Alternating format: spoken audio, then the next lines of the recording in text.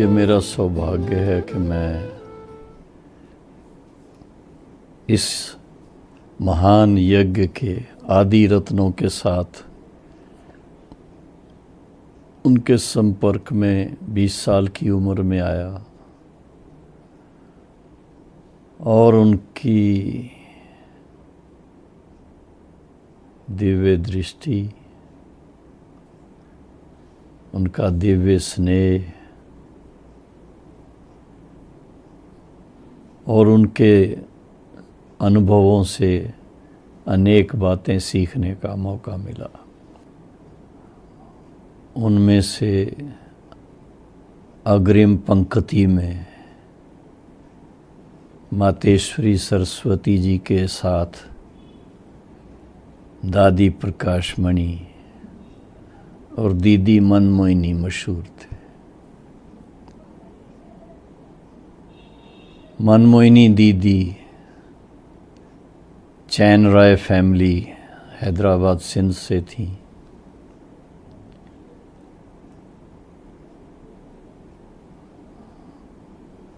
उनके अंकल और आंटी दादा लोकुमल और जसोती माता जो निमित्त बने पेडर रोड पर बॉम्बे में जसलोक हॉस्पिटल बनवाने के लिए, उस परिवार को बिलोंग करती।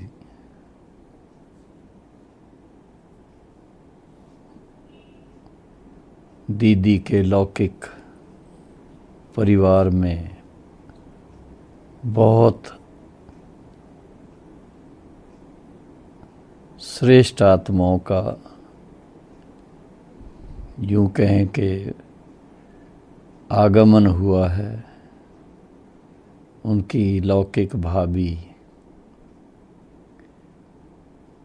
कमला भाभी जिनको कहते हैं, जो बहुत यज्ञ स्नेही थी और विश्व हिंदू परिषद की प्रेसिडेंट होकर के उन्होंने धर्म के कार्य में अपना पार्ट प्ले किया और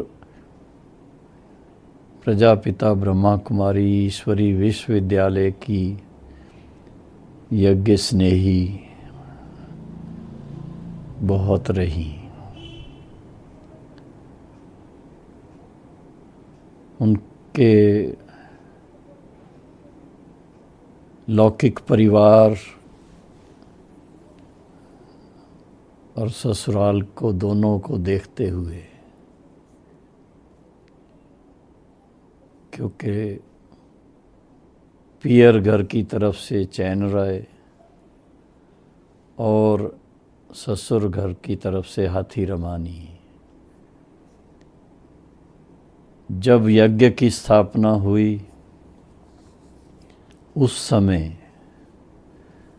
अपने माताजी के साथ और छोटी बहन के साथ दीदी मनमोहिनी यज्ञ में समर्पित हो गई।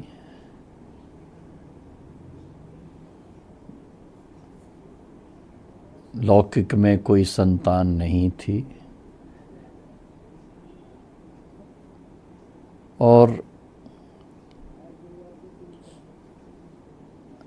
यज्ञ में आने के बाद, ब्रह्मा बाबा के मम्मा के संपर्क में आने के बाद, उन्होंने अपने जीवन के कुछ ऐसे नियम बनाए हुए थे, ऐसे असूल थे जो हम छोटे बाबा के बच्चों को भी उनसे प्रेरणा मिलती थी। सबसे पहले तो मैं उनसे 1959 में फरवरी में ही मिला था, जब वो थोड़े समय के लिए दिल्ली से बॉम्बे आई हुई थी, क्योंकि उनका विशेष कार्य स्थान दिल्ली था। उस समय जब उनसे मिले थे, बड़ी दीदी कहते थे उनको, तो दीदी के नाम से बहुत एक रिस्पेक्ट मन में आती थी।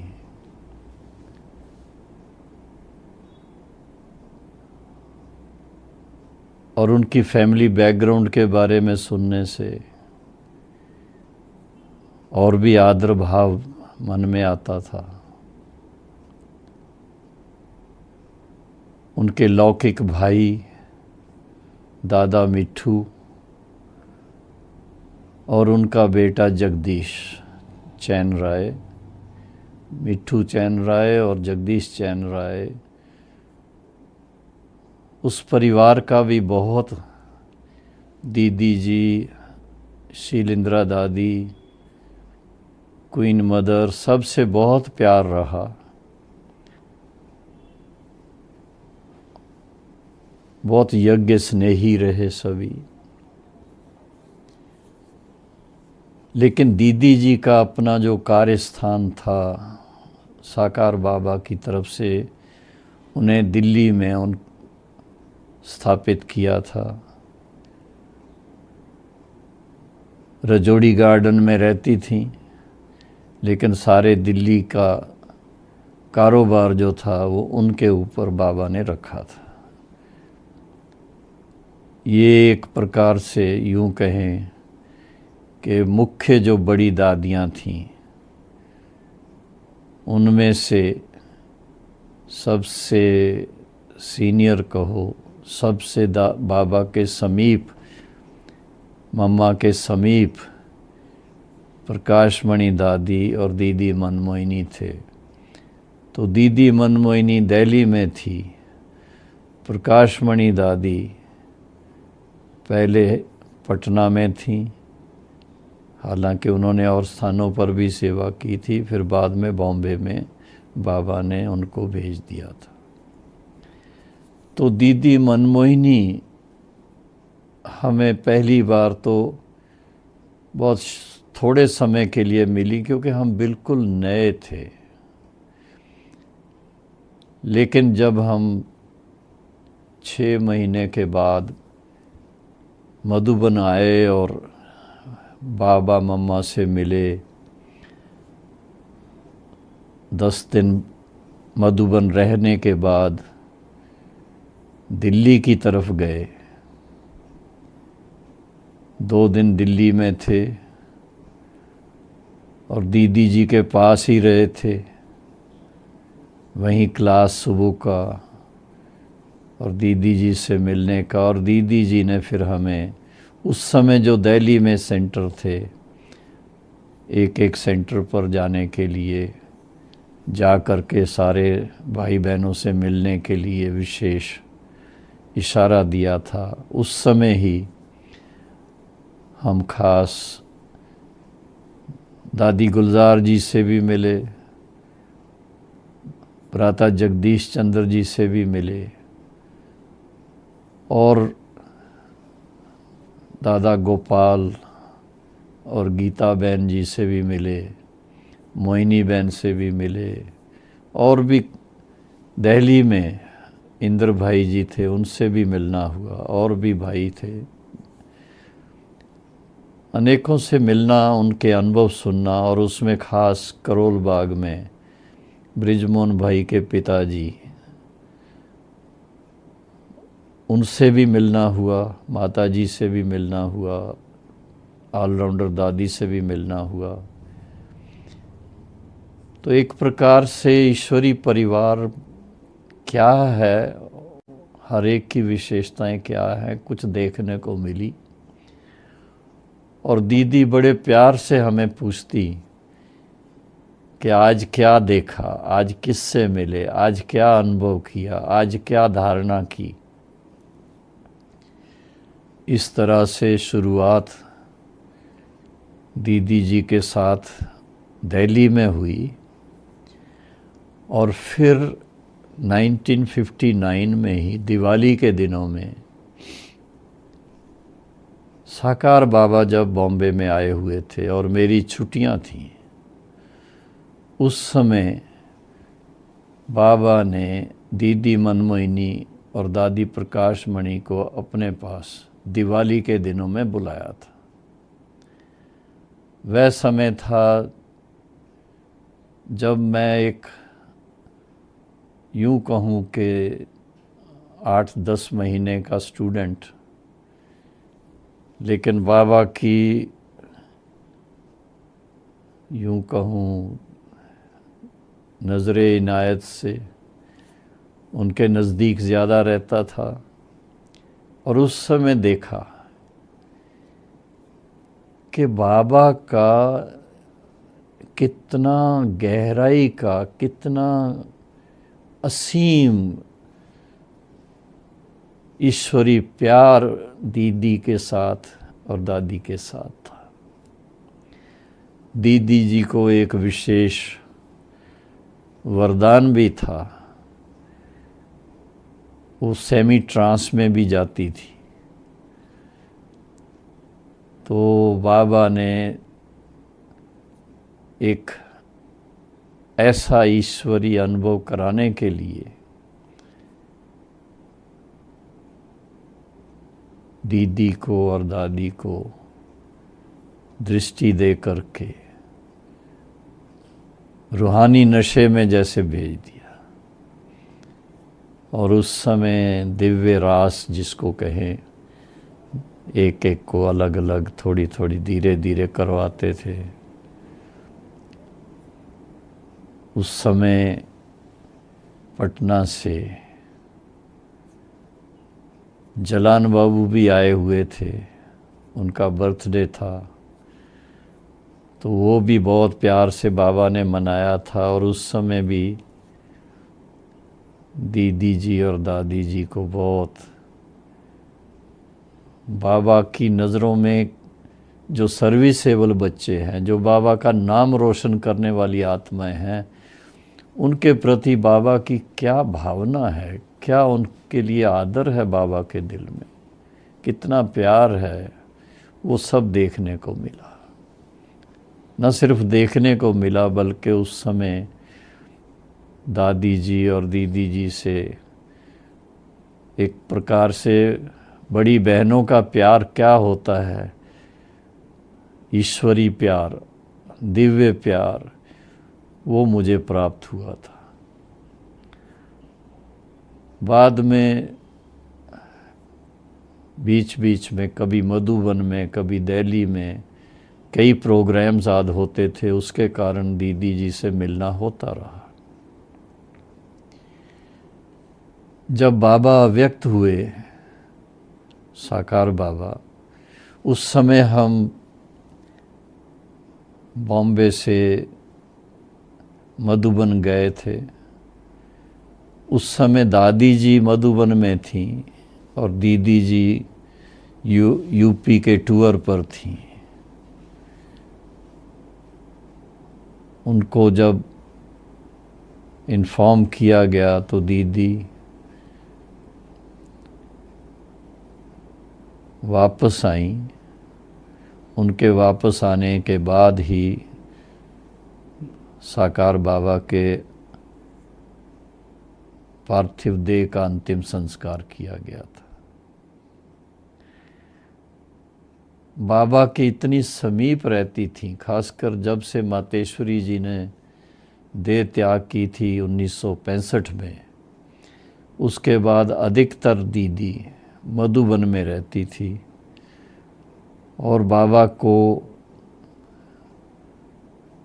आने जाने वाले भाई बहनों को देखने, संभालने और उनको सौगात देने आदि में हर तरह से सहयोगी थी, स्नेही थी।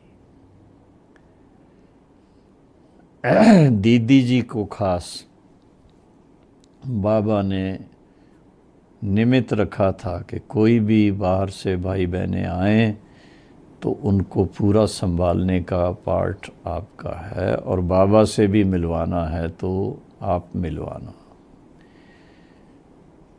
जो भी आते थे उनको दीदी जी सौगात भी देती, यज्ञ की कोई ना कोई सौगात मिलती थी। इस तरह से दीदी जी का साकार बाबा के होते हुए ही मधुबन में रहने का शुरू हुआ। लेकिन जब बाबा व्यक्त हुए उस समय ड्रामा अनुसार दीदी जी टूर पर थी। फिर जब वापस आई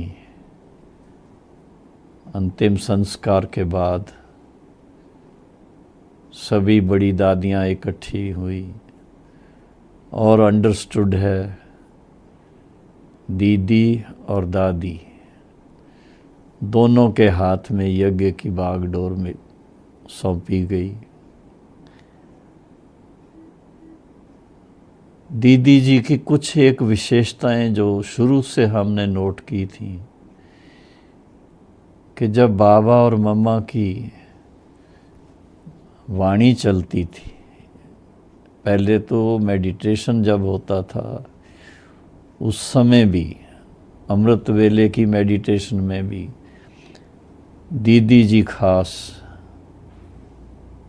उसमें शामिल होती और बहुत योग युक्त होकर के बैठती। और मुरली के समय उनकी नोटबुक उनके पास होती और अपने भाषा में, सिंधी भाषा में वो दोनों की मुरलियों के पॉइंट्स नोट करती थी। और ऐसा होता था कि बाद में दादी जी और दीदी जी दोनों की आपस में जैसे बहुत अच्छी रूहान होती मुरली के बारे में, मुरली की पॉइंट्स की गहराई के बारे में। और वो ख़ास उस समय का मुझे याद है कि दीदी खास कहती थी कि इस पॉइंट का जो भी ज्ञान की बात है तो इसकी एप्लीकेशन से लाभ क्या है, नहीं अप्लाई करते तो नुकसान क्या है। इस तरह से ज्ञान की बहुत अच्छी, यूँ कहें स्टडी के रूप में दीदी वाज नंबर 1 स्टूडेंट। दादी जी भी उनसे कम नहीं थी, लेकिन दीदी को इस बात में बहुत रुचि रहती थी। और दीदी जी का खुद का जो योग का अभ्यास वो भी बहुत कमाल का था।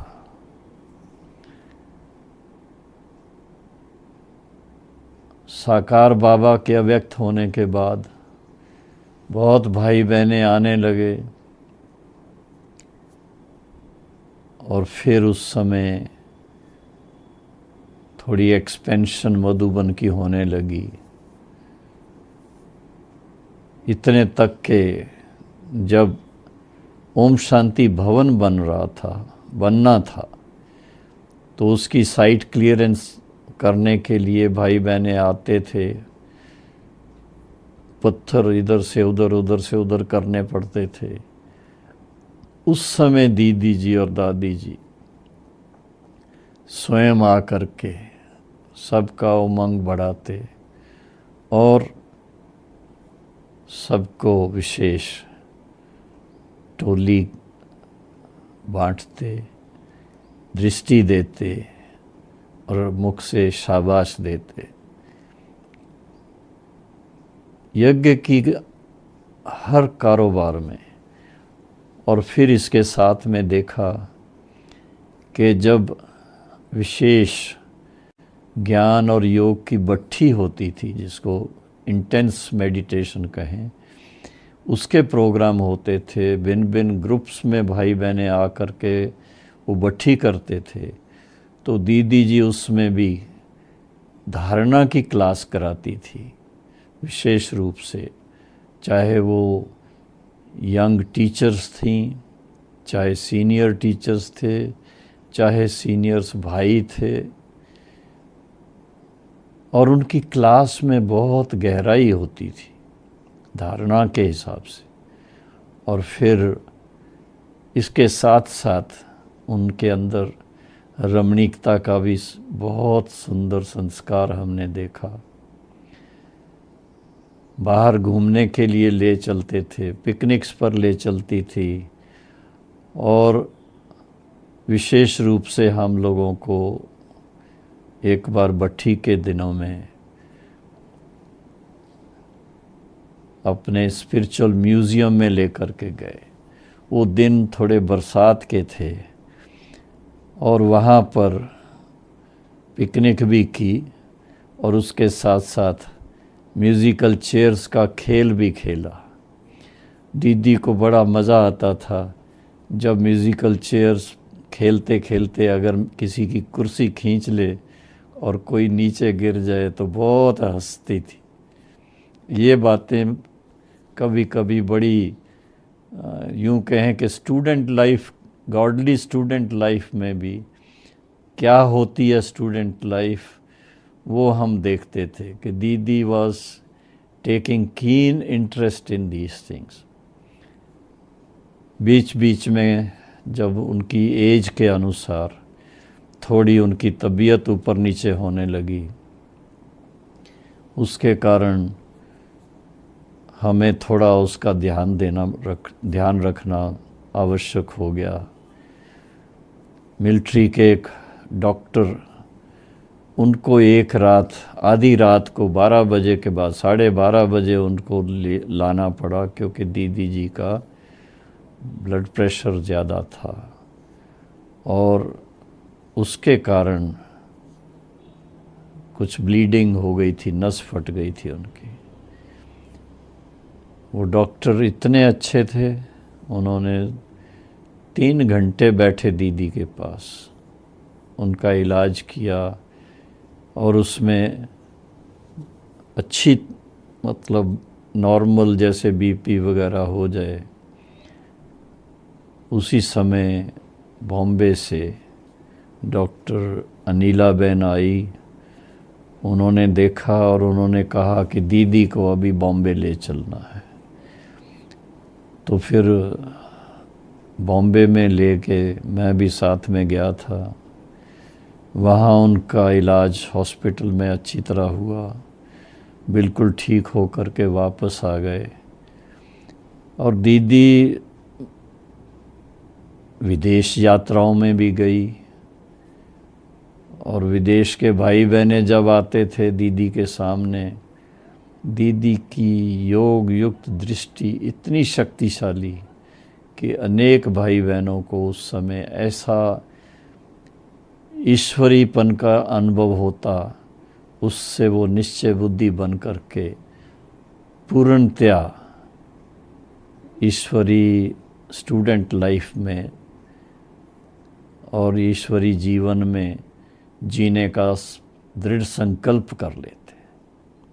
देश के विदेश के भाई बहनों ने, खासकर जो हमारी यंग सिस्टर्स हैं, टीचर बनने का संकल्प किया। कई भाइयों ने दीदी के इशारे पर अपने जीवन को यज्ञ में समर्पित किया और उसमें भी खास हमारे भ्राता जगदीश चंद्र जी का पार्ट विशेष रहा। उनकी पालना में दीदी जी का बहुत पार्ट रहा था, उनको बहुत सपोर्ट करती थी हमेशा। और ऐसे ही अन्य मुख्य भाइयों को भी उन्होंने बहुत बहुत प्यार से गाइड किया था। एक बार की बात है, यज्ञ की कारोबार के कारण मुझे खास सिरोही जाना पड़ता था और मेरे पास एक Lambretta scooter second hand Delhi से आया था। मैं वो ले कर के एक बार सिरोही गया और सिरोही से लौटते हुए रास्ते में वो स्कूटर ख़राब हो गया। उसको ठीक ठाक करवाते समय निकल गया। मैं जब तक वापस पहुंचा तो 9:30 बज गए थे रात के। दादी जी और दीदी जी दोनों इंतज़ार कर रहे थे कि भाई कहाँ चला गया। दादी जी साक्षी होके देखती रही। दीदी जी ने बड़े प्यार से कहा, भाऊ कहाँ चले गए थे आप? तो मैंने बताया कि सिरोही से कुछ सामान खरीदना था कंस्ट्रक्शन के कनेक्शन से, इसके लिए मुझे जाना पड़ा था। कहने लगी, बिना बताए आप गए, हमको बहुत चिंता हो गई। आगे के लिए जब भी जाना हो बता के जाएंगे तो हमको चिंता नहीं होगी। वो बात मुझे इतनी अच्छी लगी, इतनी दिल को लगी, तब से लेकर के ये पक्का कर लिया कि हमारी बड़ी दादियों का हमारे प्रति इतना प्यार है तो हमारे दिल में उनके प्रति कितना रिगार्ड होना चाहिए, जो हम कब कहीं जाएं तो उनको बता के जाएं। बता के जाने में कभी ना नहीं करेंगी, स्टॉप नहीं करेंगी, लेकिन उनके शुभ वाइब्रेशन, उनकी आशीर्वाद हमारे साथ रहेगी तो हमारी जो यात्रा होगी, चाहे पास में कहीं जाना हो चाहे दूर कहीं जाना हो, उसमें हम सफल होंगे। 1982 में जब विदेश यात्रा में मुझे जाना था, उस समय भी दीदी जी और दादी जी ने बहुत प्यार से मुझे विदाई दी थी। वो मुझे कभी नहीं भूलता है। लेकिन 1983 में दीदी जी की तबीयत थोड़ी ज़्यादा ऊपर नीचे होने लगी और उस समय दीदी जी का ऑपरेशन हुआ था बॉम्बे में। डॉक्टर भगवती थे न्यूरोसर्जन, उन्होंने ऑपरेशन किया था। लेकिन वो ऑपरेशन के बाद 5-6 दिन के बाद बॉम्बे में ही हॉस्पिटल में अव्यक्त हो गई।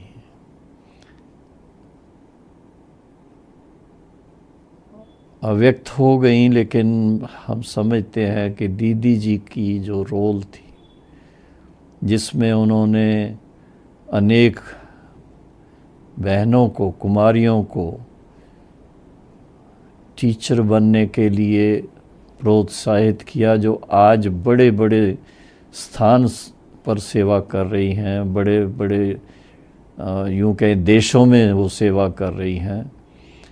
और ऐसे ही भाइयों को भी जिस तरह से उन्होंने पालना दी थी, भाई भी आज कि कोई जोन के डायरेक्टर हैं तो कोई कुछ है, हर तरह से आगे बढ़े हैं। और हम दीदी जी के उन शिक्षाओं के लिए, उनके प्यार के लिए, उनके यूँ कहें कि उनकी जो मातृ स्नेह की जो दृष्टि रही, उसके लिए दिल से कभी हम उनको भूल नहीं सकते हैं। और यही सोचते हैं जहाँ भी दीदी होगी और वो आत्मा अवश्य अपने संस्कारों के अनुसार श्रेष्ठ से श्रेष्ठ कायदे कानून बनाने में सहयोग दे रही होगी। ओम शांति।